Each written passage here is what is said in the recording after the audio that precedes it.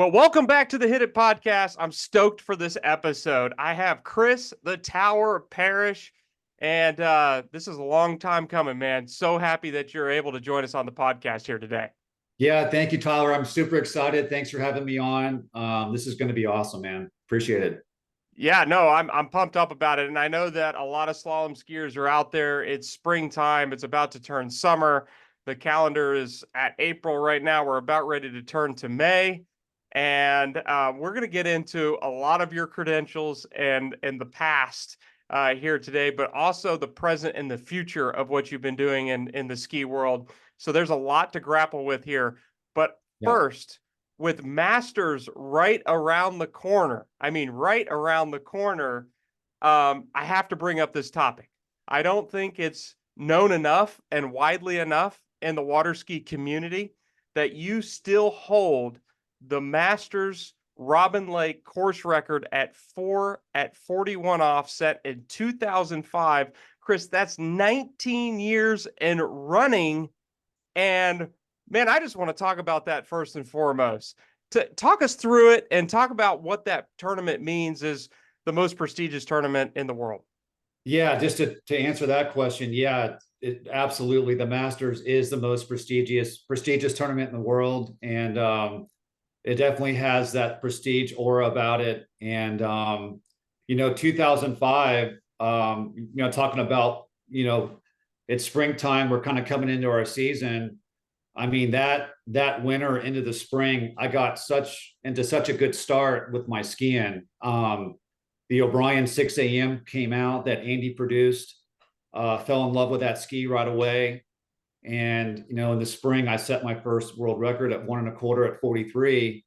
So I kind of thought about what I was kind of feeling going into the Masters, and I had so much confidence.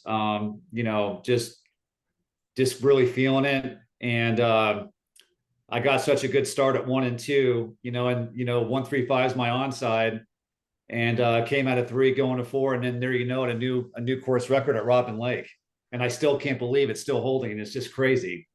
Oh, it's absolutely crazy. And I tell you this, every year, and I've had the opportunity to announce, I think this is year 14.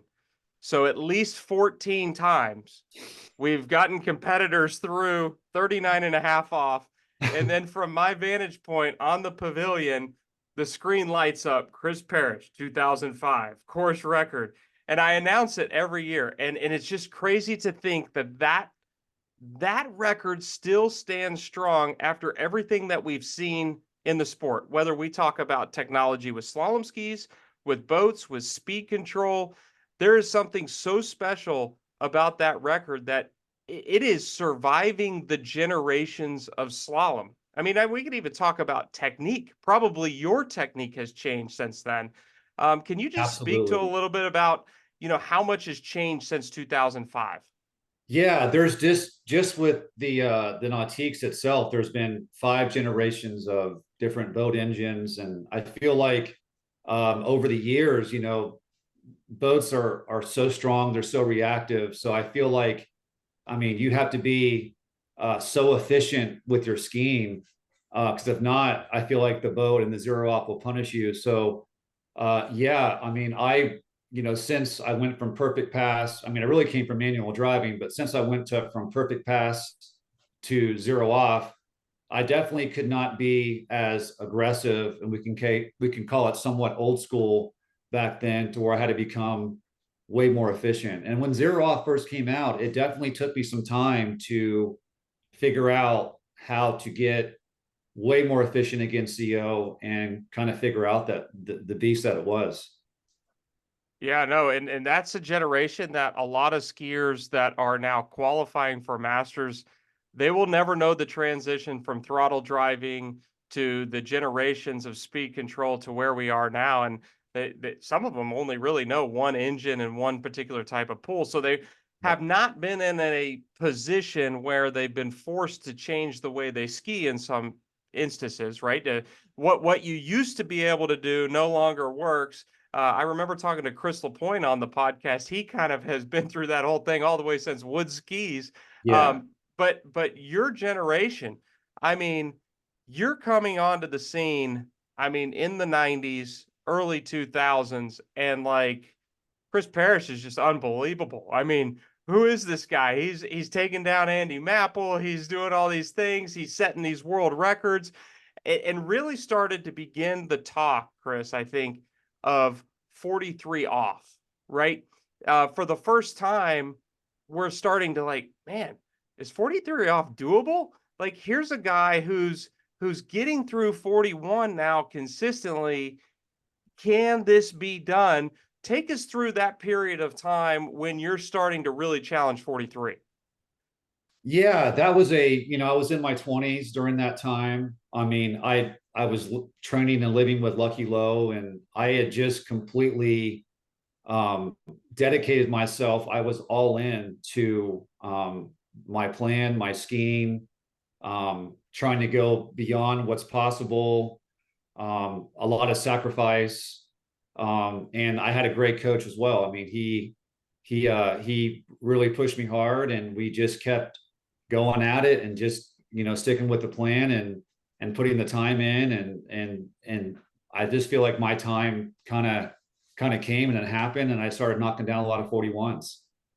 Yeah, no, I want to sit on there for a little while because I feel like right before you emerge onto the scene, the pro slalom circuit is pretty much dominated by Wade Cox and Andy Maple, right? I 100%. mean, Yeah. yeah. And it's like, who is going to be the next guy to break the barrier of dominance in a way? Talk to me a little bit about the psychology of like, I mean, you're standing on the dock, you're so young. We'll get into the battle with Jeff Rogers here in just a second, Yeah. all the way in Destin into the dark. But you've got these big names before you. Just talk me through what's going through your mind when you know you have the capability of running 41, but you're Yeah. also standing on the dock with a guy like Andy Maple. Yeah, in a way, I think a couple things. I think, because I was such a young kid, I think I was probably just as well in somewhat kid mode, where I was just out there having fun and skiing. And I think, skiing against guys like Andy and Wade, and be able to go against those guys, it for sure it had to have helped me, So watching those battles for a long time and be like you said earlier, being right there on the dock, and then finally when my time came, I had the experience. I kept getting in against those great skiers. Absolutely. No, that it was amazing to watch. And I think a lot of our listeners probably were maybe in attendance for that Jeff Rogers, Chris Parrish battle into the dark in the Nationals. I'm trying to remember what year was that? Was that are we still 90s, Oh, 99 maybe? I was 17, Okay. 45 now. We have to do the math Math on that. faster than I can. Well, and what I want to talk about there is I really think that was the tournament that really started to set you apart, right? Like, 100%. you're only 17, right? You're probably going into that tournament, maybe not even expecting to win or anything like that. And for those that were there at that tournament, at that nationals, we literally watched you and Jeff Rogers battle back to back, and just this runoff went on forever. You guys continually just upped your game, continued to tie all the way into the night. And I told you this offline. This is a really funny story, but if anybody who's ever been to Corey's, that's where the Nationals were that particular year. There's little like boat slips that you can run the boats from each side of the lake. And the crowd was so big. And I was a little guy at that particular time. I'm just trying to lean over to watch Chris Parrish come in to see if he can beat Jeff Rogers. And I am falling like 10 feet onto my head and like water 6 inches. Fortunately, I wasn't hurt, but I was Thank so God. into it. And I think everybody was. And so I really remember that moment. Talk to us about that moment, because that really, we can talk about the course record at the Masters that's still going strong. But I really feel like that puts you onto the scene in a different spot that you had never been before.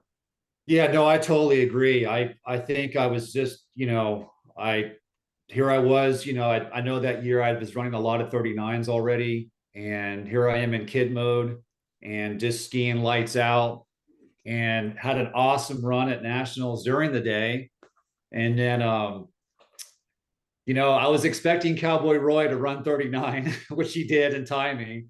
And then we had that, that crazy runoff in the dark. And I remember I was hearing afterwards that people were telling, other cars to keep their lights off. That was actually causing more glare. And then after me and Jeff ran 2 at 41 in the dark, we just decided on the dock just to call it a tie. And it's just so cool that runoff is still talked about today. I mean, Yeah. that's just really, really, really awesome. So I think we're looking at probably 1996, if my math serves me correct. I mean, it's Wow. crazy to think. So this is kind of the point that I want to point out to all of our listeners. When you take moments like your Masters course record in 2005, that we still announce every year for 19 years and running, we talk about a Jeff Rogers type of battle into the dark from 96 on forward. I mean, you have really done some things in your career that are landmark. I mean, we can talk about the world records and how you've tried to push that through 43, but there's been some big moments that are outside of those world records that you've really put your stamp on in water skiing history.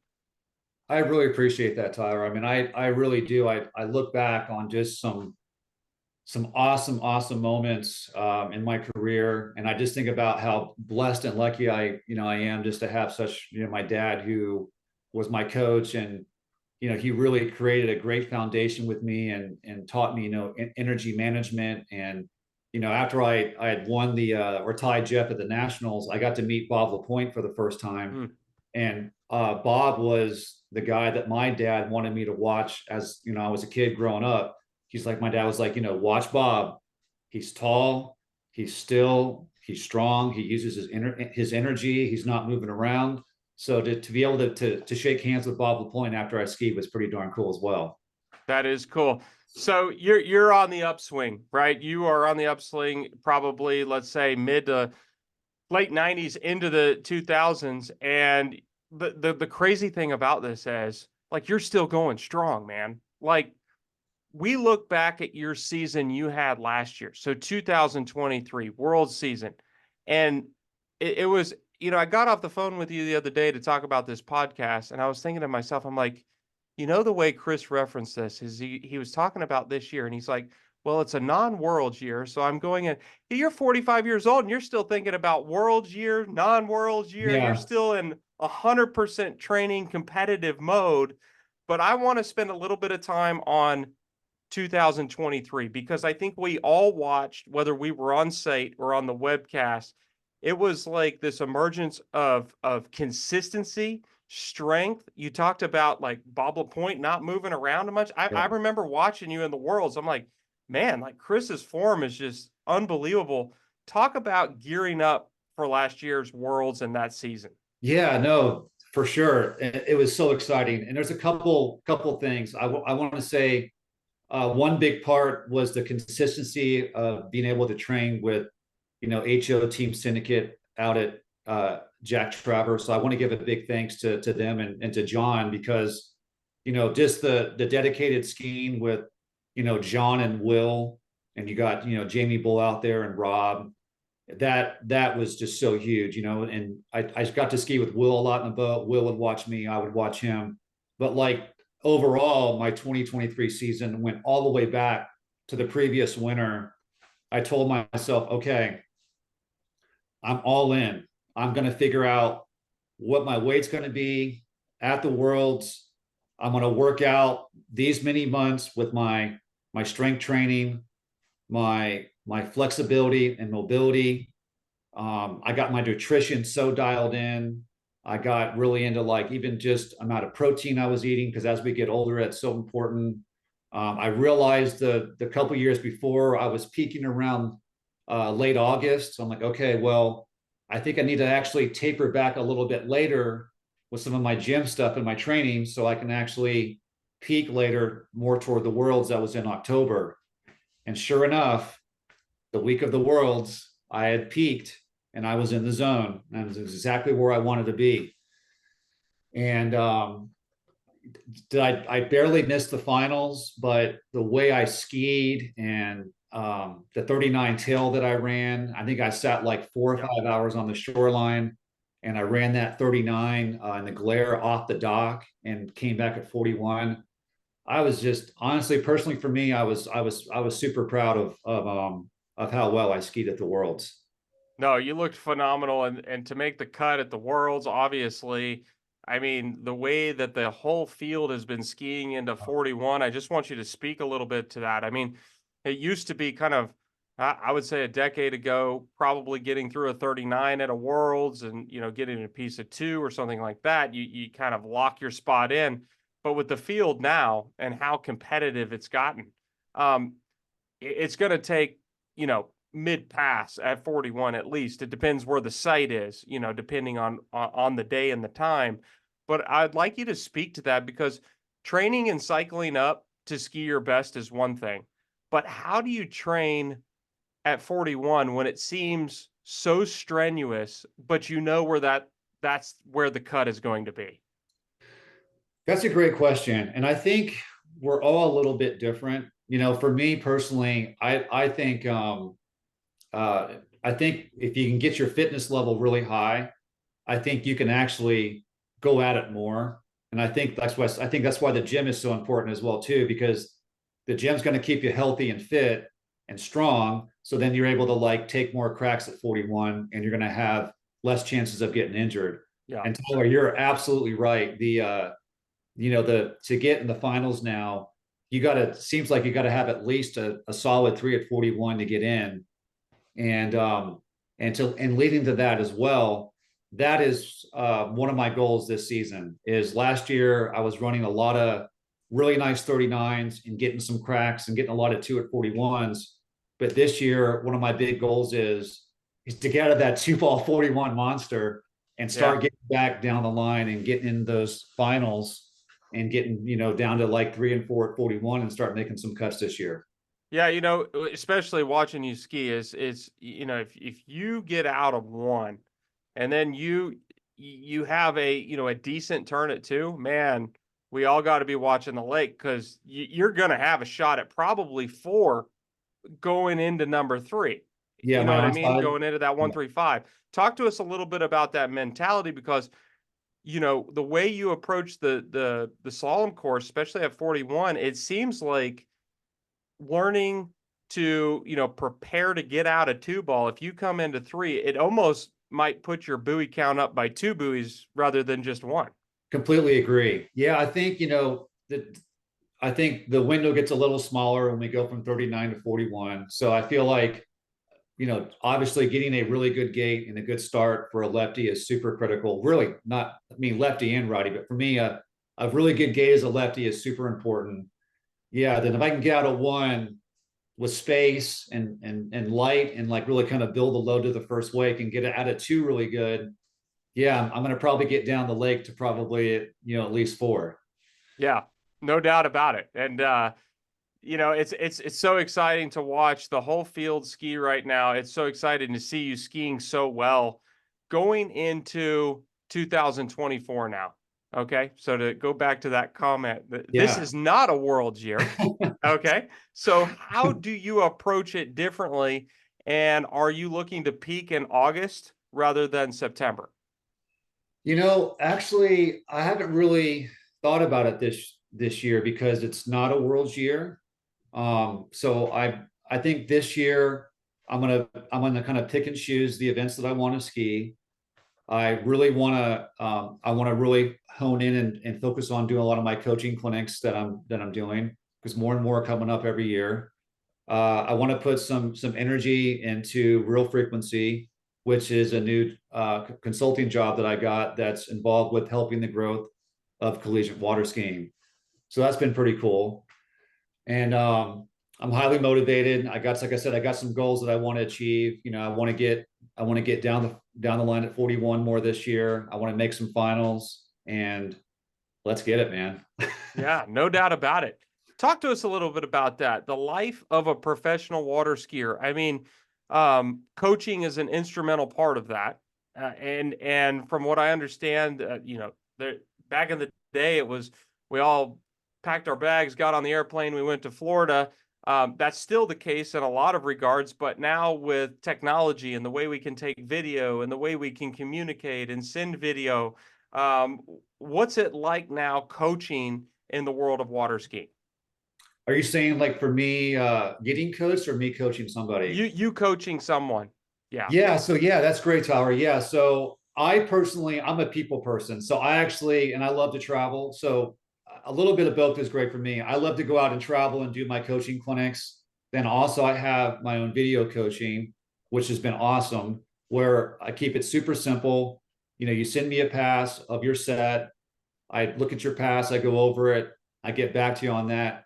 And yeah, with that being available, you can get a lot done, and it's, you know, obviously it's super efficient, and it's been going really awesome. I started that last year, and it's been keeping me busy. It's been great. That's great. Yeah, let's talk about that because you know, the old school way of I guess coaching in the sense that and I think, you know, obviously getting a boat getting a coach in the boat and doing it live is the preferable way. But you also don't want to be in a position when I was a kid, for example, I grew up in Colorado. Well, we get all excited in Colorado when we finally have a professional skier come visit because we all get to go ski with them. Now I can imagine, hey, it's springtime. I'm Yeah. not going to make it to Florida or I'm not going to make it to a clinic.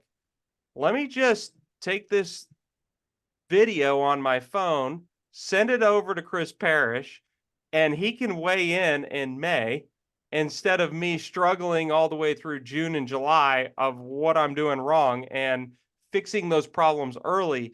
Do you see a lot of your, I guess, clients that are coming to you wanting this type of coaching? Do they take a video, get some coaching, work on it for a couple weeks, and then send you another video? How does that relationship typically work? Yeah, it depends on the skier. I mean, I have some skiers that'll send me, you know, 2 or 3 videos a week. I have some that, yeah, that will wait, you know, 1 or 2 weeks. And I think that sometimes when I actually sit in the boat and I watch them from the boat, you know, their adrenaline's up and they get so honed in on making that pass for me in front of me. Or one really cool thing about the video coaching is that I think they're realizing that there's so many little refinements that you can dial in without changing that skier's style. And I think that's one really cool thing that people are realizing with the video coaching, like, huh, okay, I can just really just keep getting more refined, more dialed in, and people have been loving it. Oh, awesome. Awesome. I love Yeah, that. I never really thought about that. That was so true.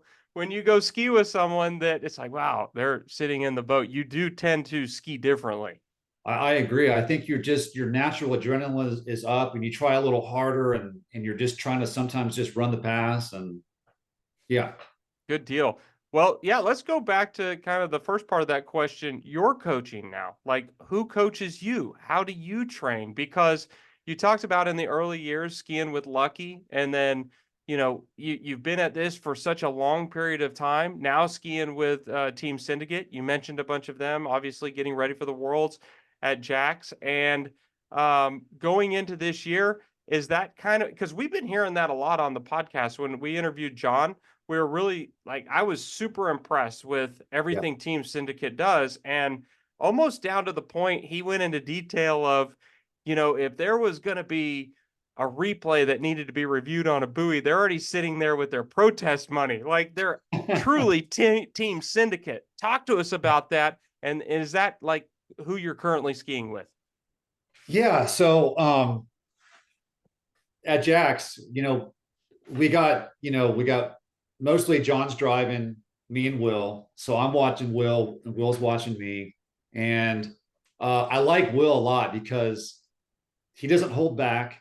He's kind of got that really nice kind of old school, just turn, pull, and go type mentality. Get under the line. He kind of reminds me of kind of Andy's coaching some, which is great. But plus his knowledge with ski setup and maybe some stuff that he sees with my ski that I'm riding. We'll dial that in and tweak that as well. And then Cole McCormick skis out there, and he's a lefty. And Cole and I like to ski together as well because Cole is more like me. We like to really break down the mechanics of the actual stuff that we're working on. Like he gets really, really into it, like I do. So I kind of mix it up. I got a little bit of like Cole and I helping each other at Jack's, and then the syndicate crew comes in because Cole can only ski at lunchtime. Then he has to get back to work. Then the syndicate crew gets in there. Then we all ski together, and I mean it's a big day out there. It's just truly awesome.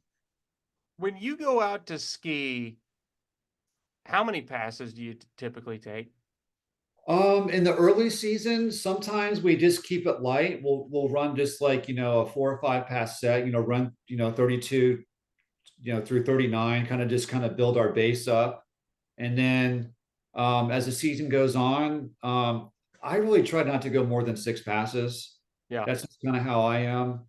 There's some skiers out there that will try 41 3 or 4 times. But man, I'm 45. I'm good.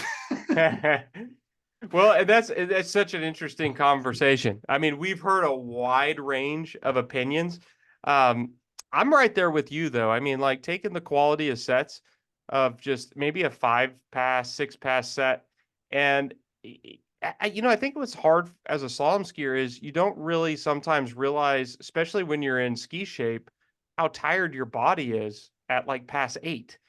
Like you feel like you want to go and nothing's working out and you're frustrated and you're like, well, let's do it again. It's like, no, your body's tired. You need to go in.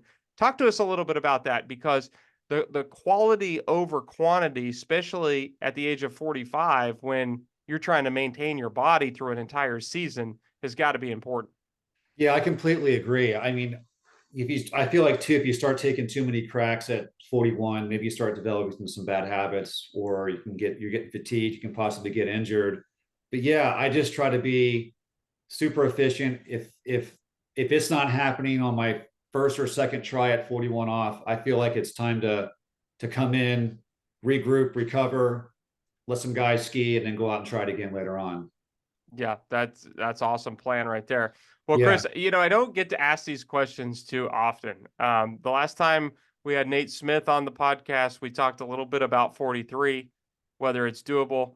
Obviously, you've seen 43. You've set the world record multiple times. You know what a beast that is. Talk to us a little bit about that, because most of the people listening know nothing of the line length. It's a mystery pass. Um, I just to go to Nate's comment about it, he said something that I found really intriguing. It was almost to the fact that when he rolled in for his gate, he almost knew if he was going to get outside of one or not. What has been your take over the years as you've tried to push the world record? Yeah, I just, it's crazy. Just, you know, I mean, I've had drivers tell me, Chris, you're up by the windshield at one ball at 43. I mean, just I got a finger and a half on the handle. I mean, when the pull comes out of one ball, there's just so much speed and whip into two. You're flying, it's short, it's intense. It's just a crazy pass. It's incredible how much 43 just separates itself from 41. Yeah, And I think really honestly, a great example is Nate. I mean, nobody's run 41 off more than Nate Smith has. And look how hard 43 off even is for Nate. So sure. that just kind of speaks for itself what a beast of a line like 43 off is.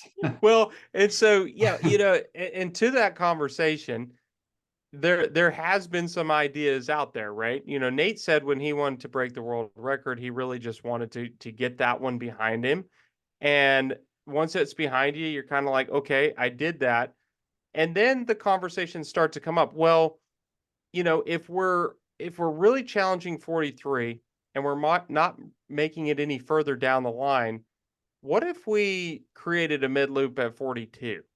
And starting to toy around with this idea that, yeah, the world record will be at 43, but maybe we should try to run 42 off to see if we can accomplish that beast before we cut 2 feet off the rope. What's your thought on that?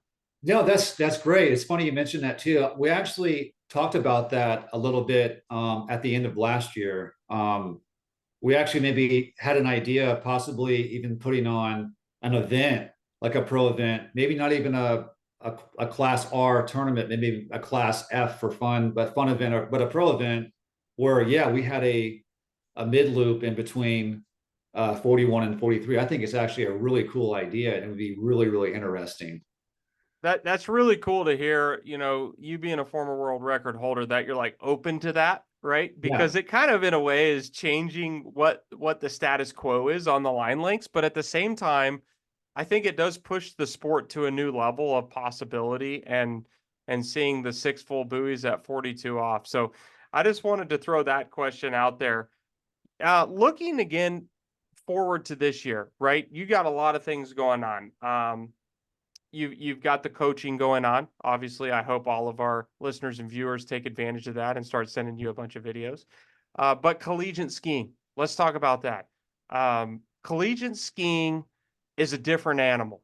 Anybody that's been involved in collegiate skiing, anybody that had the opportunity to ski in college, even been to a national event, it is a completely different thing. Talk to us a little bit about collegiate skiing and what hope you think collegiate skiing has for water skiing in the future.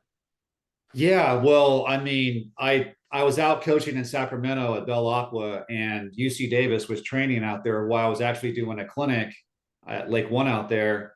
And then I started kind of seeing just some of the struggles they were having with gear and equipment and like funding and just certain things. And I just I just really wanted to help them. And I got tied in with Real Frequency with Evan Moore.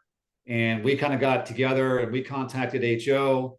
And before you know it, we started helping UC Davis.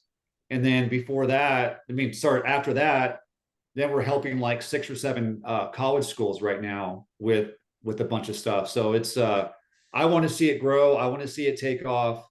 Myself and Real Frequency are fired up, and we're going to do whatever it takes to get the ball rolling. Yeah, it's a different dimension to water skiing. It's so individualized on a lot of levels. And then you go to a collegiate event and it's this pure team, um, Spirit. male and female team, right? I mean, Yeah. I skied at Louisiana Monroe, and I would tell you when you're in an event like that, every score matters, right? Yeah. You take your top four in men and women, and you get to drop the fifth, the lowest score, but you never want a bad score there. You'd want, high backups, and then you could drop and pick and choose from there. But that's the interesting thing. Talk to us a little bit about that. Like, I think what you guys are doing with Team Syndicate is a little bit along those lines, right? Yeah. Bringing more of a team element to a sport that has been very individualized. And I would love to hear your opinion on that. Yeah, well, you can feel it. I mean, you can see the energy that Syndicate is bringing, and what Real Frequency is bringing as well. As we're trying to just show that, hey, guys, collegiate water skiing, and we've got your back. We support you. We want to see it grow, and we're going to find ways to help you get there. With if it's fundraising, gear, equipment from HO, or whatever it takes. Yeah, no doubt about it. I want to talk to you about the competitors that you've faced over the years, right? Like standing on the dock with Andy Mapple, standing on the dock with Wade Cox. Now there's a bunch of youngsters that are on the dock, right? They're charging the ranks. Um, when you look back, who was who has been one of the most fierce competitors on the dock? Like who's Oh, dialed in, focused? without question, past, I would say without question, Andy. Yeah.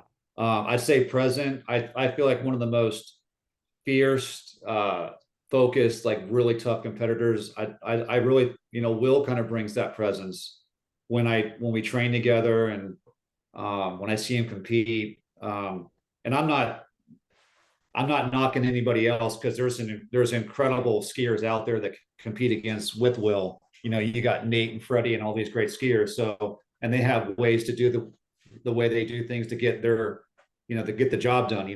But I'd say past and present, I kind of think Andy and Will.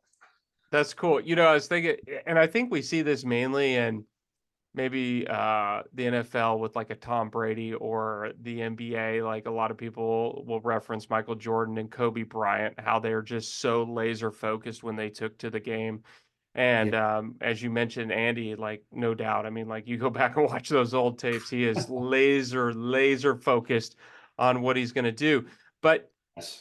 now to flip it to the contrary, everybody's approach is a little bit different, right? Some people I know in the past have said, "Hey, look, you kind of need to approach the tournament the way you approach practice."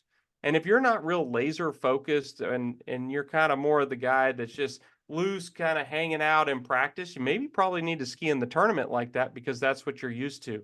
And 100%. when you look at it over the years, how have you trained and focused for practice in a tournament, and what has worked for you?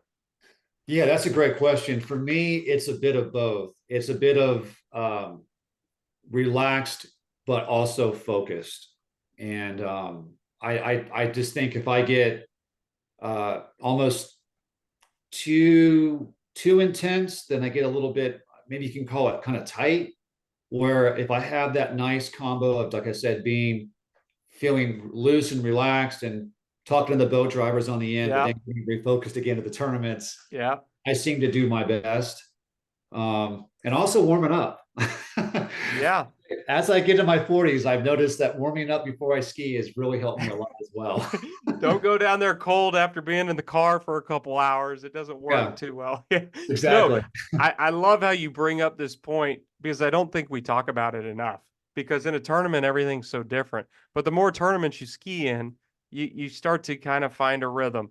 And you mentioned, even if the boat driver or the boat judge doesn't respond, just saying something at the end of the lake after your opener, I've found that it just makes you feel better anyway. It's almost like you're in a friendly situation, Yeah. rather than all these eyes are on you waiting you're either going to do it or you're not going to do it. It's like, no, I'm okay. I'm okay.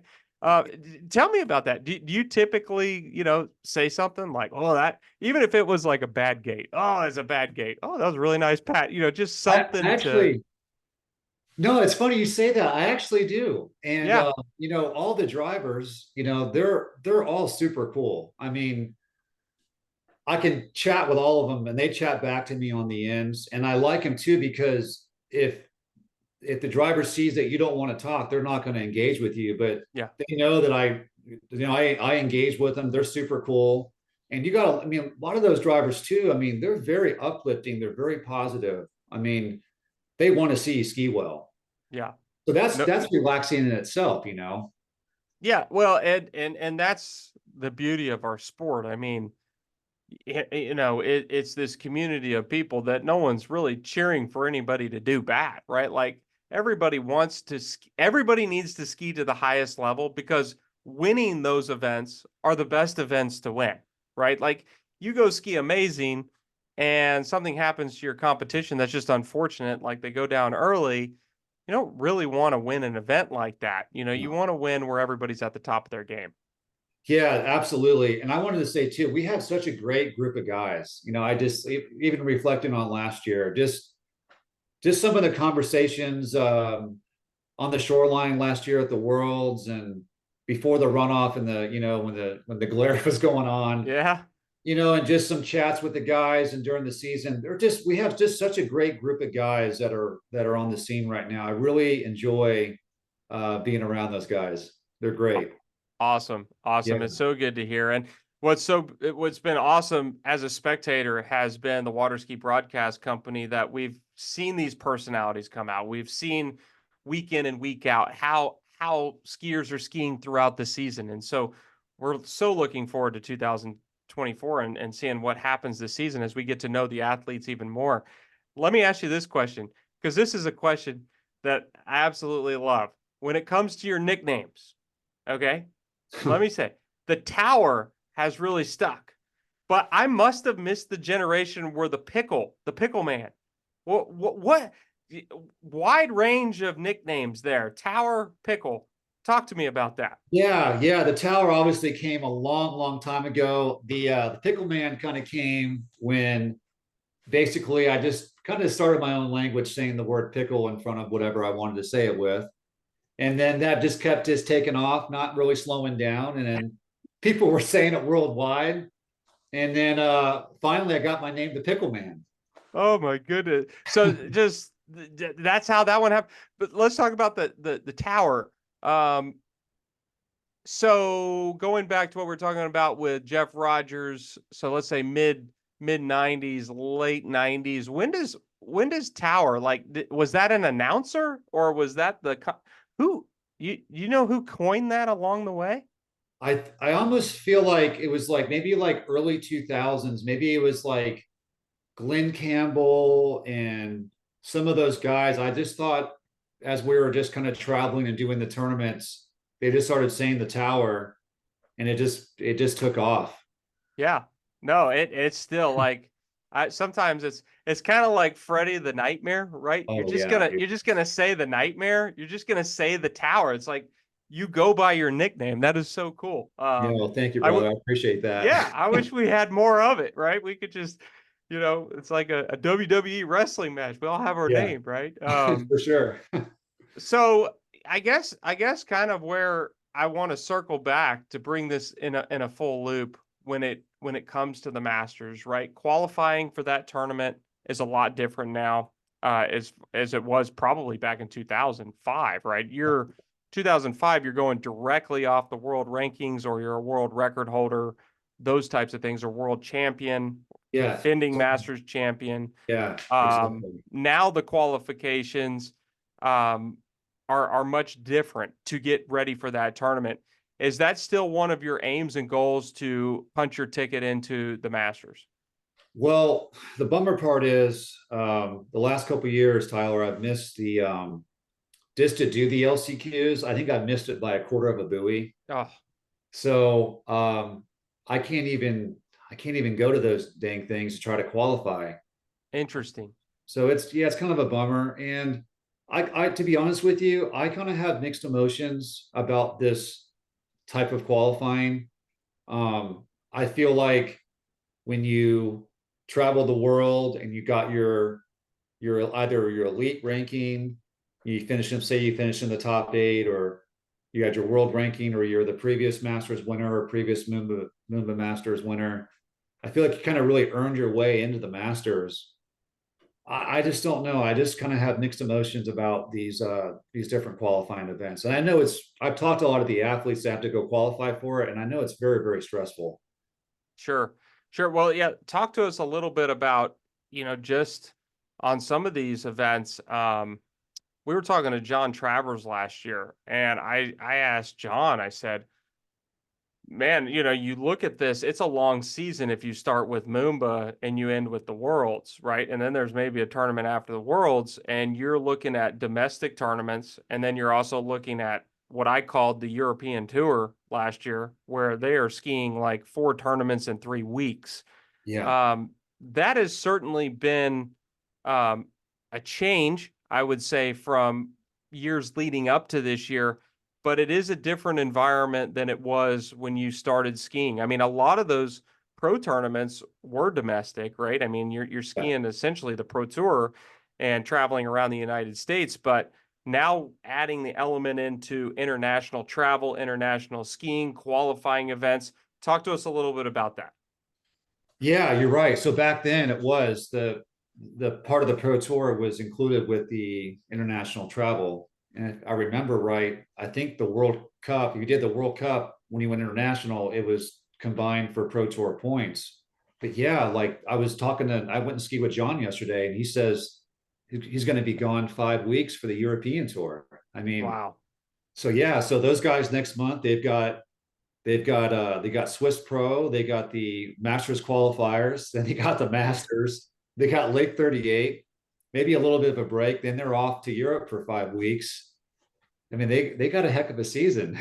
That's a season. Yeah, and it's holding up through that season. It's balancing the older you get with the responsibilities of whatever you're doing, maybe to supplement with coaching or a ski You nailed school it. or all Yeah. sorts of things. Yeah. Yeah, a lot of people ask me, "Are you going to go do those European tours?" And honestly, I've been there, done that. I did that a ton, and I really enjoyed it. But I have I have a lot of coaching clinics I do during the summer, which I really enjoy. So that's kind of my thing that I want to do this summer. Okay, are you traveling this summer, or where are you going to be doing your coaching? Oh gosh, all over. I started in Mexico earlier this year. I'll go back to Mexico again in the fall, and then back in January. Then I have my U.S. summer tour that I do anywhere from my Midwest stops out to the West Coast. And man, I just really enjoy them. I mean, I've been built up relationships with these people now over the years, so I look forward to going back every year and doing these. Very cool. Very cool. Let me ask you this question from a guy that has been around slalom skiing his entire life. When you look at the up and coming generations, um, is there anything that they're doing now in their training or their technique that you look back and you reflect, man, if I would have known that when I was 17 years old, I would have done this? Or is it kind of like you look back in for the time, for the generation, I was right where I needed to be? Yeah, I think I would say, yeah, I think at the time I was right where I needed to be. I had a couple years why I think I did a little too much. I tried to do a little bit too much and I made too big of changes. And I can't change the past. But I do kind of regret doing that. But yeah, I think I was right there. And I think uh, as things evolved, I have evolved with it, and I'm always trying to make minor changes and keep working on my craft and getting better. Sure, sure. And that's the crazy part about this. I mean, looking at your 2023 season, I mean, it's going to be so fun to watch, and I'm going to be cheering for you out of two ball to three because I know four is coming. You got to go for it now. Thank you, brother. No, I really appreciate it, man. I really want to get out of that two ball monster and get it going. So Well, I appreciate that. I'll tell you this too, Chris. This is a dream come true for me to be able to interview you. Like I had the opportunity to be a young kid watching you rise up the ranks. And a lot of the times, you're just kind of looking up to people and you're like, man, and that to be able to converse with you. And one of the things that I've really admired about you, and people go look at this. I mean, all your videos posted on YouTube, whether you were winning Moomba or you were winning this tournament or doing that tournament, or maybe you didn't even have the best tournament, you would always come off the water and be so appreciative to the audience, to the officials putting on the tournament. And it almost looked like every set that you have taken, you've just been like, man, I'm happy to be here. And you've carried that attitude, which has been it's such a great influence for our sport. It's been such a great influence for everybody that's looked up to you to how to handle yourself in all situations, whether you're winning or maybe it didn't go that well that day. You've always been thankful to be on the slalom course. Talk to me a little bit about your approach to that, because I just look at a guy like you and I'm like, man, this guy has had gratitude the entire way and he's still in the game competing at 45 years old. Oh, thank you, Tyler. That really means a lot. I really appreciate that. Yeah, it's funny you mentioned gratitude. It's actually something I work on. I do realize how blessed I am to be able to just keep competing and to be able to coach and give back. And I love being around people and love seeing people ski well. And yeah, man, I know I was raised by great parents, and yeah, that's just who I am, man. Yeah, no, and you've been that guy the entire way. And I just want to give a shout out to you on that because Thank you, I brother. don't think people talk about that enough. And it's one of those things. I've seen it in every interview. I've seen it in person. I've seen you ski. I've talked to you on the shore, and it's the same guy every time. Thank you, Just brother. thankful to be That's there. really awesome, dude. I really appreciate that. Thank you, Yeah, buddy. man. Well, let me ask you this question. It's really a sentence to finish. I water ski because. Yeah, well, it's definitely a part of me. I mean, I love it. It's something I mean, I started skiing at Cypress Gardens at 2 years old, and it's something that I love and enjoy. Yeah, I love it. It's me competing against myself. I feel like that you can always improve and try to get better. And I just love with all my heart, man.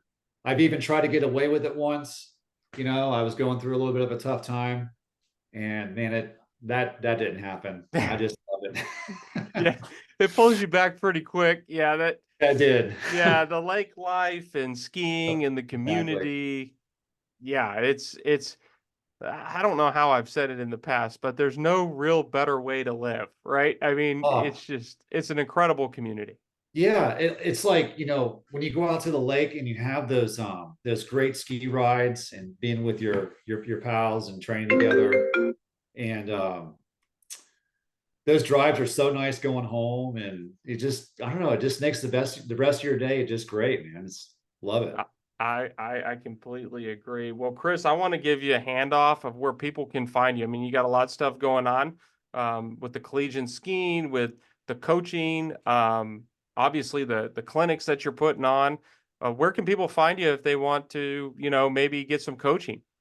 Yeah, so you can send me a direct message on Instagram if you're interested in me coming to your lake to do a clinic, or if you want video coaching, yeah, just shoot me a DM and I'll get back to you. That's awesome. That's awesome. And you better believe it after this interview when the first skier goes through 39 at the Masters this year and that pops Shoot. up on the board 2005 Chris Parrish 4 at 41 off. I'm going to be announcing it loud and proud. One more thing, because when we had Nate on that thing, we were talking about, do you remember what direction you came in? I was going to tell you that. Yes, I Yes. do. Okay. Yes. So I came into at 41 from the beach end. Okay. Yeah, from the beach end. Okay. Yes. So yeah, we just for our listeners for context, we were trying to kind of go through this question of what end would be the best end to take 41 if you were going to try to break the course record, and we did not know that. So we know that the beach end is the preferable end. Of course, you got wind there, you've got all Yep. sorts of different variables, but that is going to be good to know. Chris, this has been a pleasure. I'm a huge fan. I'm cheering for you. I want to see you ski another 15 years. So you just keep training and doing and make sure you stretch before you train. Cause That's right. yeah, yeah. Yeah, stretch and warm up. And Tyler, right back at you, man. I really, really enjoyed this. And thank you so much for having me on, my brother. Sounds good. Well, until next time, we're signing off. Thanks, Tyler.